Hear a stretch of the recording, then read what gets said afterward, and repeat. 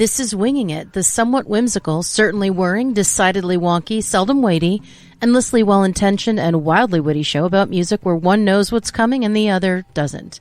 And this particular show happens in between both proper to ensure you can spend anywhere from 15 to about 180 minutes with us every week. So I have got a little bit of time off. I want to say I got a little time off of doing Winging It, and I thought, well, I'll do Winging It. It's been a while. And I didn't want anyone to miss me. I mean, they could potentially miss me a little bit. Probably not. But they could. So I thought, well, shit, I should get back on the horse, as it were, right? Back on the old horse. Yeah, I mean, you don't need to be dependent on bones I throw you. Yeah, I don't... are they bones? They're bones. Yeah. Are they? I feel like they're small. That was a big bone. Was it? Okay. Yeah. Well, I'm looking forward to more bones. And today we're going to talk about something that is right in the area that you enjoy, that you've kind of been circling and enjoying and diving in, toe out, toe in, toe out. So we're going to kind of continue. That's intriguing. Yes. Some songs that became more popular than the movies they were even made for.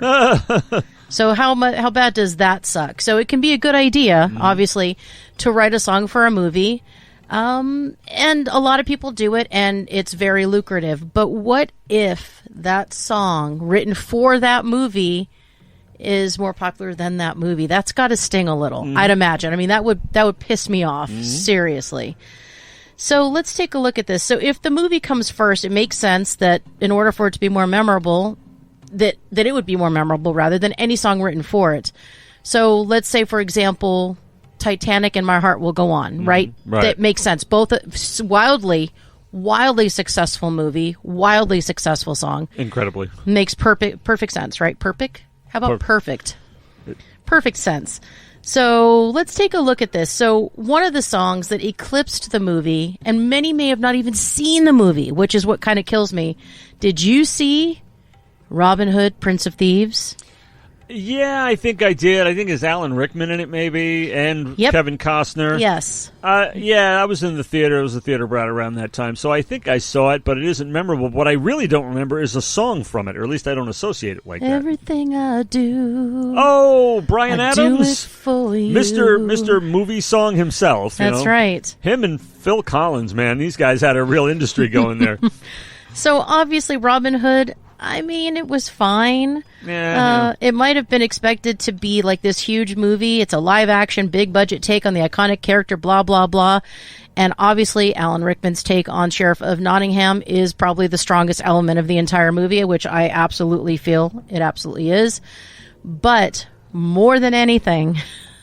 That song has far surpassed that movie in any way. So Diane Warren, then, basically? Who wrote it? Pretty much. I assume it's Bryan Adams, but it's the kind of song that most likely you've heard. It could be surprised that it was even written for a movie. Like, you may not have even thought that because it doesn't connect. Like, My Heart Will Go On is Titanic. Yeah, right? yeah. There's another one I expect to be on this list, too. Okay, we'll see if it actually comes up later. This particular song, Everything I Do It For You, is among the best-selling singles of the 1990s, while the film itself can't claim to be nearly as popular, at least not nowadays. Yeah, I mean, it's not... I don't remember the last time someone told me they watched it, or, or it's kind of a... What I think the problem with it was, maybe I'm confused, but I don't remember it very well, but I think...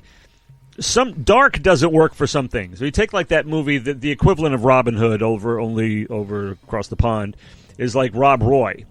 That Liam Neeson and Rob Roy. It was just too dark to be fun. And I think Robin Hood might have been the same, but I don't remember it. I think you're right. I think it did have some of those elements, but I thought it was a little schlocky. I thought it was overdone. So the bad guy didn't rape his wife or some shit like that. I hate that kind of stuff. It was overly dramatic, overly sappy. It was just... It may have even been overacted. You know what I mean? So I don't have good memories of it. Not Alan Rickman. Well, I think more of the Costner, and I love Kevin Costner, but it was a weird role. I think it's a weird role. So I don't know, but I definitely I know that it's from that movie. Why? Mm-hmm. I don't remember it from watching the movie. It's because of the videos. The video, of course. Right? They're going to show clips from the movie. That's exactly right. So I'm like, oh, it's from that movie, but I didn't make the connection. But that song used to just bring me to tears. I wanted somebody to feel that way about me and to sing that, right? So, sappy little girl. I come to tears when I think of the late Alan Rickman and his iconic line, shoot the glass. There it is. So another one, I'm cringing, is Knocking on Heaven's Door, Bob Dylan. So this is from, obviously, Pat Garrett and Billy the Kid, 1973. So Sam Peckinpah was a groundbreaking director, absolutely. And his films held up well, like The Wild Bunch and the Steve McQueen vehicle, The Getaway. I thought you might know that one. Yeah. So, some of his other works, like Billy the Kid, criminally underrated, I think. So Bob Dylan's song Knocking on Heaven's Door fared much better, obviously, than the movie. I've never even heard of that movie, so that tells you something. I had no idea. He wrote it for the film and also acted in it in a supporting role. Yeah, I believe he plays a character named Alias, right? I've never seen the film, but I know the story. Yeah. I know he was in it, and I know he wrote the song. And hi. That's all I can say. It shouldn't be covered. Everyone else was unfairly overlooked for the efforts in making this great Western. But thankfully, people are now kind of diving back into the old Westerns, right? It's kind of making a resurgence. But still, that movie is not nearly as popular as that song. Clearly, everyone knows the song. I never heard of the movie, so no relationship to it all, and it was written for that movie. No, I knew that, but the funny thing is, I'm dying to, I never was before, but now I'm dying to see the context. How is the song used? Is it used in scenes with actors and everything? Because it really sounds like, Mama, take this badge from me, I can't use it anymore, put my guns in the ground, I can't shoot them anymore. I'd love to see where that fits in the film, or is it just some credits thing? I hope it's in the film. It could be the credits thing, but if you think about, and I hate to keep hearkening back to it, but then my heart will go on. They used, without the vocals, they used it throughout the entire film. Oh, you got it. Yeah, a good theme like play that, it throughout the movie. Just harken back every now and again throughout the movie. So yeah. So New York, covered by Frank Sinatra from the film New York, with Robert De Niro and Liza Minnelli. So, an unusual film within Scorsese's filmography. New York is a romance musical that depicts the turbulent relationship between a saxophonist and a young singer in the years following the end of World War II. So the song New York was originally written for the film and sung by its star, Liza Minnelli. I didn't know that. However, right? No idea. No. Right? So I didn't know it was written for a film. And I saw the movie, too. See, I've never seen the movie. Okay. However, a few years after the film's release, the song was covered by Frank Sinatra and obviously became one of his biggest hits. I love the way he sings that. And many would be very surprised to find out that his version was a cover, which I was shocked when I found out. Oh, no. And how much more popular the song is than the movie ever was. And it's a Scorsese film. Now, a number of big shocks here. One, I didn't know it was a Scorsese movie. Oh, really? At all. Scorsese, no. I had no idea he did that movie. He's done a lot of stuff, but most of his stuff is like, gangsters and stuff like that. And some are good, but I'm not really He's brilliant, yeah. He is brilliant, but I don't watch a lot of his stuff. But maybe now you will, because you're there's some balls really growing. I'm definitely much less of a pussy now. Yeah, and, I recently discovered a masterpiece of his called Shutter Island. So, yes, I've heard of that. Now from brilliant. you. Yeah, I did not know he did New York. I didn't know she did the song in the movie. Well, I figured somebody would have to have done the song in the movie, and I hope it wasn't De Niro. But because I don't remember it. It was the 70s. You know how you say the 70s never ended? They didn't, but there's really a long time ago, too. Like, I don't remember this movie at all. Right. But I didn't know it was a cover. I thought that was the OG, Yeah. So, fascinating stuff. Still waiting on that other one. Well, we'll see. So, it would not be the kind of little countdown it is right now if we didn't include an Elvis Presley movie. Can't Help Falling in Love by Elvis Presley for Blue Hawaii, 1961. Wow.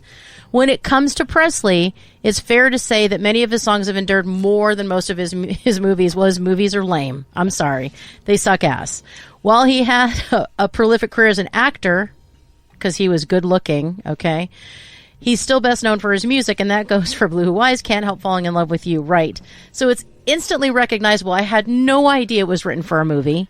No idea. It's a love song that most have heard or have at least heard referenced or covered by other musicians. Everyone's covered this song. Yeah. So the number of people who've actually seen the movie it was written for is really, really low. Yeah, first of all, it's a karaoke favorite of mine, But I saw that movie for the first time a couple months ago. For the first time in my entire life, I saw that movie. It really isn't bad, but his movies are kind of Talk about schlocky, if they campy. didn't have a bunch of songs in them, I think maybe he did one that was just drama, right? I think one Yeah. maybe, but mostly it was just a vehicles for a bunch of songs, you know. Right, and I'm sorry, he was not a great actor. No, he wasn't a great actor either, but So- I rather enjoyed Blue Hawaii. But He was- I'm not into having an Elvis marathon or anything. But I did enjoy it, and I probably would enjoy another one someday. But no, his songs, of course, are always going to completely eclipse the movies. But did you know it was even written for that movie? I mean, you may have known it Not appeared in it, but it for was it. No, written no, for that no, movie. not written for it. That's the stuff that just like, whoa. Because a lot of the songs that are written for the movies are these, campy little things about, bacon clams and shit, Those clam bakes, And, yes. Ito eats like teeth are out of style. I Yeah, mean, that kind of stuff. That kind of stuff. Well, this one may not surprise you, though. I don't know that you necessarily make a connection, and I know what you're going to say, and try to restrain yourself. We'll see if you can. Gangsta's Paradise by Coolio is from Dangerous Minds 1995. And Dangerous Minds is fairly obscure. Now, I loved that movie. I thought it was super amazing at the time that I watched it and super powerful. But I did not know that song was written for that movie. The only way I knew, how did I know? Videos. The video for that song. And I was like, why is Michelle Pfeiffer in this video? So MTV served an earthly purpose then. I guess it did.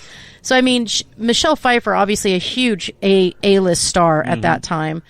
And she was super relevant. But, it's very weird. It's not a film that's really endured to this day, sadly, even though it's really powerful.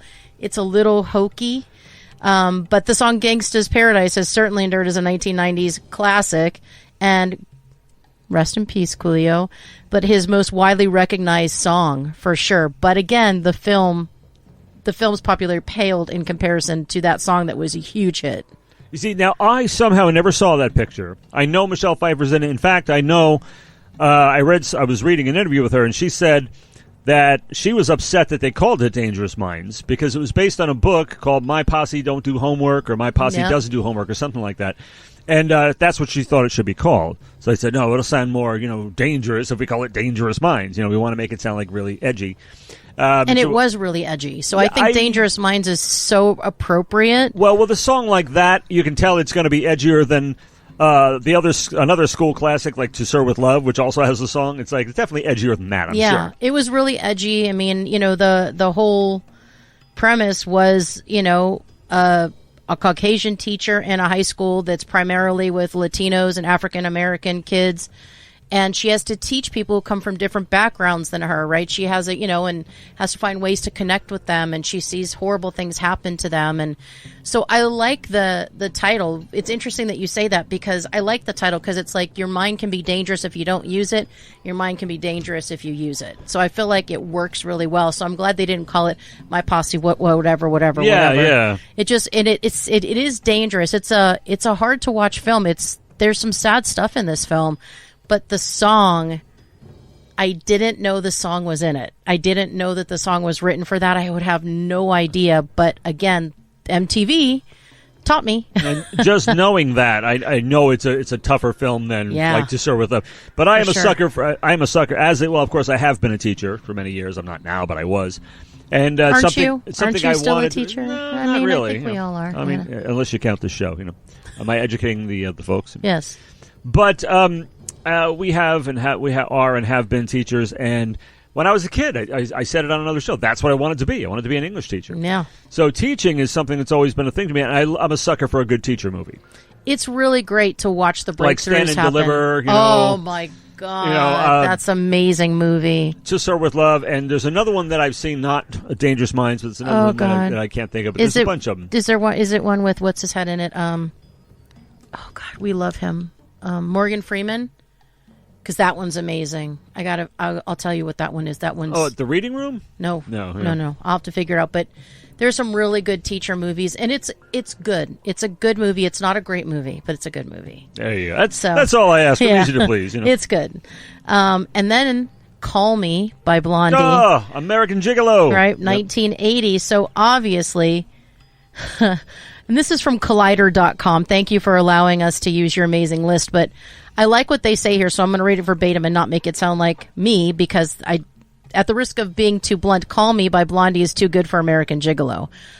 I disagree with that because I think because of where it's placed in the film, Yeah. it's absolute perfection. I think it sets the film up. It sets it up to be kind of a, I don't know, kind of a flirty, sexy, kind of, I don't know, suspenseful sort of a movie, and I think it is. I think it's perfect. It's just playful enough, but it's just serious enough. It's just, all that kind of stuff. So I think it's perfect for the movie, but I think it's interesting. Is it used in a club scene? Because I've never seen No. this movie. It's not used in a club scene? No. Nope, it sets the tone for the movie. Well, it's a perfect club song anyway. No, it's not in the club, and that's what I like about it, is it's not used in a way you would think it would be used. Wow. So it's really great. Now I'm really intrigued to see how that fits in and how Knocking on Heaven's Door fits in. Yeah, you got to see this because it's he's driving and it's Call Me while he's driving. It's just super, Oh, wow. and he's so incredibly beautiful in this movie, and he's so young, and he's dressed to the nines in his suit. And a man in a suit will just kill any woman, anytime, He's a handsome any old bastard, place. too. Yeah, so I think it's interesting, but I didn't know Call Me was written for American Gigolo. This is the stuff that kills me. I think I did. That one I knew. So the film's soundtrack ends up being, filled with the song. It plays constantly throughout the film. I mean, it's over and over and over again, which I like that. I really like too. that. And so there's even instrumental versions, like I said, right, where you're not hearing the vocals, but it's kind of coming back and it reminds you. And it was Giorgio Moroder, I Yes, think. that's Yes, right. Yes. Yep, he tweaked the remix and the classic song to fit the scenes that they accompany, so he messed with it. So I had no idea that Blondie wrote that song for that film. I would never have known that. I knew that they used the song in the film, but I had no idea it was written for it. So when I saw this list, I was agape, I will say. So Cat People, Putting Out Fire yeah. by David Bowie from the movie Cat People, 1982. Wait a minute. You're trying to tell me that Cat People was written for cat people? I that just weird? don't believe that. Is that Or did weird? they write the movie for the song? You know what? They should have called it Feline Minds. Feline Minds. There you go. Keep the minds front and right, center. keep it, exactly. Very cerebral things, cats. 1982. yeah. Cat People. So do you know what it is, though? It's a remake. Yeah, that's just it. It was my theory about the film being written for the song goes out the window because it was a remake of a much, much older movie. Absolutely. This one I recall starring Nastasha Kinski and Malcolm McDowell. Am I right? Very nice, yes. So it's a horror film about a woman who has a fear of turning into a giant cat. A pretty well justified fear of turning into a giant cat. You know?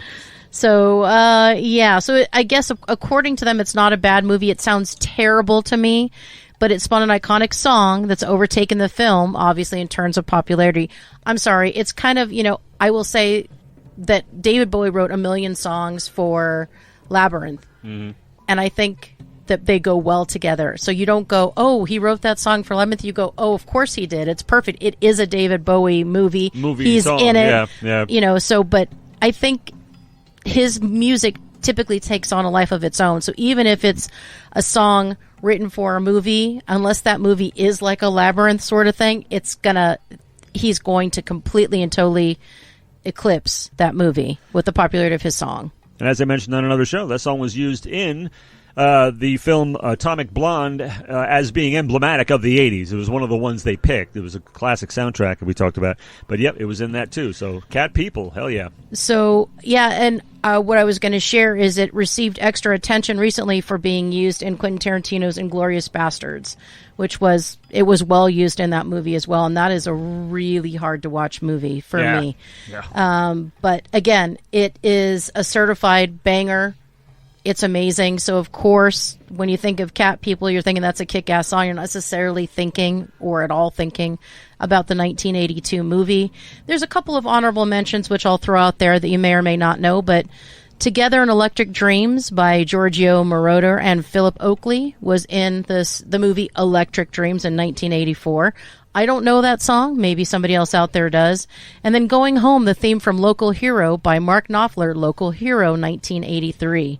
So those are a couple other ones that were written for films, but they surpassed the popularity of the film, which as the filmmaker, I think that would be terrible. Yeah, I would hate that. It's got to kind of suck, I mean, but we know the power of music, so you know that could happen. You hope that it doesn't happen, but you know that it could. And sometimes it doesn't mean your film isn't good. Sometimes people just don't appreciate a good. There are a lot of very great movies out there that just nobody seems to get. Right. And that don't become popular. But the song is just, that can transcend that very easily. And people say, "Oh, I like the song," but I'm just not going to even watch the movie. You know, right? Or even I guess, as was my experience, you didn't even know it was in a movie or was written for a movie. So you see an MTV, and then you're like, "What the hell? Why is so and so in this? Why am I seeing clips of something? Oh, how weird!" Then you know it is, and that's on the soundtrack for that movie. But otherwise, I would not know. I learned about a lot of songs being in movies by watching videos back when I used to watch videos. That's exactly right. I'm still over here struggling with the idea that Cat People is used in a film, the events of which take place in the 1940s. Yes. That's worse than Dirty Dancing, you know. Well, I think the thing is it has that moodiness, it has that feeling that really captures what he was going for. And Tarantino's always going to do that. He's always going to mix stuff together that messes with your mind and that makes you think, or that frames things in a very strange way. That's one of the things I love about him. I think he's brilliant. So I really only like that kind of stuff when I'm seeing, again, a Tarantino movie, because I feel like he uses things accurately in a very good way that does challenge the person. He knows how to sell bonkers, basically. So I do encourage people to watch the film, because you get to see his genius, not only his writing genius, but then his cinematic genius together with amazing actors. But it is hard to watch. I did watch it, but it's hard to watch because it's very real. Just like any war film is hard to watch if they're very depicted in a real way. Is that the one? He's in a lot of them. Is he in that one? Because I don't remember. Brad Pitt's in it. Yeah, Brad Pitt's the star. Yeah, it's and a Christoph lot. Waltz. Christoph Waltz. So it's amazing. Again, hard to watch, but for the right reasons. So I'd say watch it.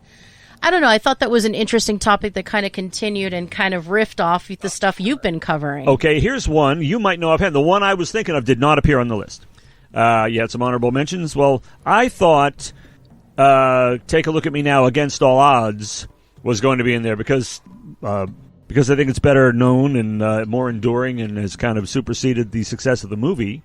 Right? You know the one, Take a Look at Me Now. I do know the song, but I don't think I ever watched the movie, so I have no idea. That's just it. The song is more famous than the movie. That's what I'm saying. And I think it was written for the movie. But I don't know if it was, but I definitely saw the videos with the movie clips in it, and it did not inspire me to want to watch the movie. No, exactly. So it's a case like we were talking about. The song bigger than the movie. I just don't know if it was written for that. I believe it was, though. Phil Collins. It's like Bryan Adams. It's one of those things. I have no idea. The movie song, the movie theme Kings. I guess we'll find out if somebody calls us out on whether or not that was wrong or right, because I have no idea. I have no proof, but it does sound likely. And so that did not appear on the list. That is kind of shocking. But anyway, I hope you enjoyed this little trip down this songs bigger than movies thing. That's gotta hurt. It's gotta hurt. There's only so many ways you can tie music to movies, but I'm willing to explore every one because I love movies. I'm a movie fanatic. Yes, I know. He loves his movies. And I love movies too, but not as much as this man. All right, well, now that we've exhausted that topic, though fun and entertaining, I guess that only leaves for you to say, let's fly this coop.